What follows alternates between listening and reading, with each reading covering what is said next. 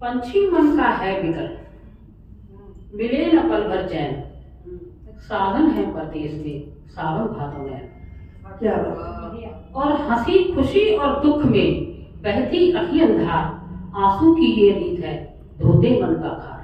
क्या बात। बहुत बढ़िया, बहुत बढ़िया। और पीर हृदय की बाटली शिव शंकर के साथ, क्षमा करें अपराध सब मेरे भोलेनाथ। बहुत बढ़िया। और एक ये नसीहत दे रही हूँ, आंसू अपनी आंख के दिखलाना मत, आंसू अपनी आंख के मत दिखलाना मीत, नैन नीर से याद करे ना कोई प्रीत। क्या बात। बहुत बढ़िया। क्योंकि सबको खुशियां चाहिए, सबको खुशियां चाहिए, सभी चाहते प्रीत, नहीं मिलेगा प्रेम भी चले राह विपरीत। अच्छा। एक बहुत ही फेमस दोहा है कि जीवन का कटु सत्य है कैसे मुंह दे आप, जीवन का कटु सत्य है कैसे मुंह दे आप, अपने ही अब बन गए आस्तीन के साथ। वाह, क्या बात। शुक्रिया।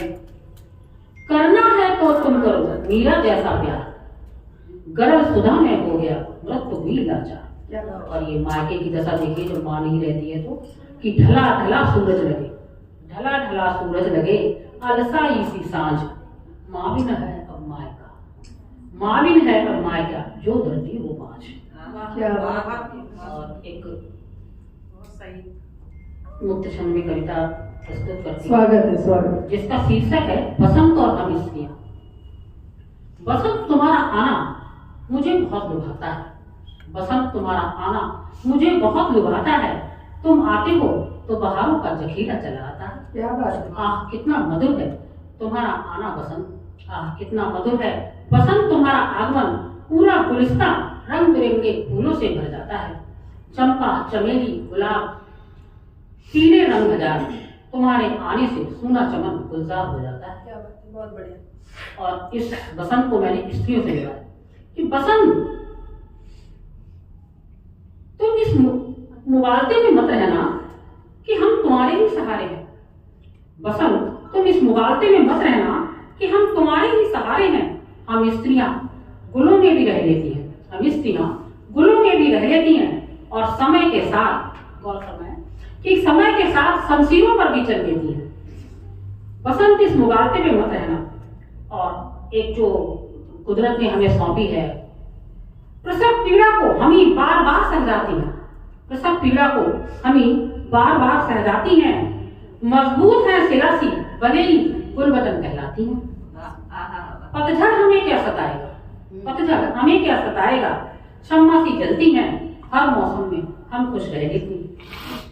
कुछ ऐसे कुदरत ने सौंपे हैं हथियार, कुछ ऐसे कुदरत में सौंपे हैं हथियार, जिनकी कभी कुंद नहीं पड़ती है धार, जिनकी कभी कुंद नहीं पड़ती है धार। और ये सारे लोगों ने बहुत ही गंभीर कविताएं सुनाई हैं मेरे सहित। तो ये मैंने सबसे पहले एक प्रयास किया है, शायद सफल हूँ इसमें, कुछ हंसाने का प्रयास किया है। जो उम्र है वो छुपाए नहीं छुपती, हम कितना भी छुपाएं। तो उसी पे मैंने लिखा है, कविता का शीर्षक है आलिंगन, और आशा है आप लोग हंसेंगे खूब, कि जब से उम्र की धूप सीढ़ियां उतर गई, जब से उम्र की धूप सीढ़ियां उतर गई, कोई प्यार से पुकारे मुझे, कोई प्यार से पुकारे मुझे, प्रियतमा प्राणेश्वर की सुनने को तरस गई। नींद भी अपने आलिंगन में लेती नहीं, अब बुढ़ापा आ गया तो नींदों की कमी होगी, नींद भी अपने आलिंगन में लेती नहीं, अब रूठना मनाना किसी से अनबन होती ही नहीं।